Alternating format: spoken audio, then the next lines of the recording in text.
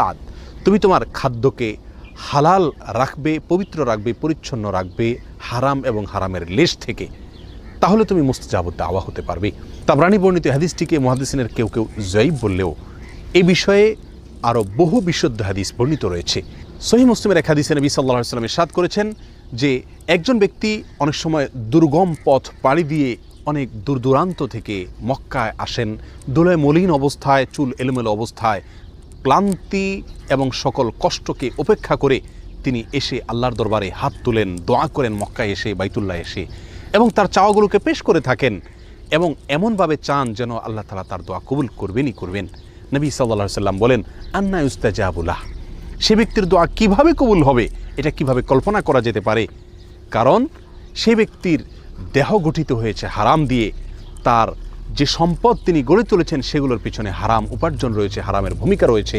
অতএব সেই ব্যক্তি আল্লাহ সুবহানাহু ওয়া তাআলার কাছে যতই দোয়া করুক, যতই মক্কায় গিয়ে দোয়া করুক, যত কষ্ট করে এসেই দোয়া করুক না কেন, আল্লাহ সুবহানাহু ওয়া তাআলা তার দোয়া কীভাবে কবুল করবেন? অর্থাৎ দোয়া কবুল হওয়ার কোনো প্রশ্নই উঠতে পারে না।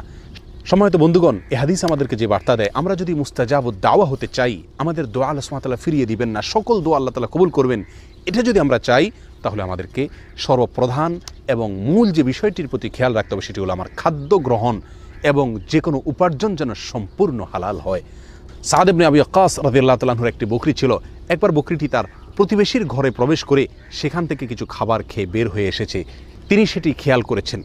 বিষয়টি তার নজরে পড়ার পরে দীর্ঘদিন পর্যন্ত আর তিনি ওই বকরির দুধ পান করতেন না, অথচ নিয়মিত তিনি সেই বকরির দুধ পান করে থাকতেন।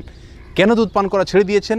শুধু এই জন্য যে এই বকরি যে খাদ্য গ্রহণ করেছে, অননুমোদিত আরেকজনের খাবার সে গ্রহণ করে এসেছে, অতএব এর ফলে তার দেহ গঠন হবে, তার দুধ সেখান থেকে গঠন হবে, সে দুধ আমি পান করলে আমার শরীরের ভিতরে সেটা প্রবেশ করবে এবং আমার দোয়ার ভিতরে তার প্রভাব পড়বে, আমার দোয়া আল্লাহ সুবহানাহু ওয়া তাআলার কাছে কবুল হবে না, আমি মুস্তাজাবুদ দাওয়া হতে পারবো না।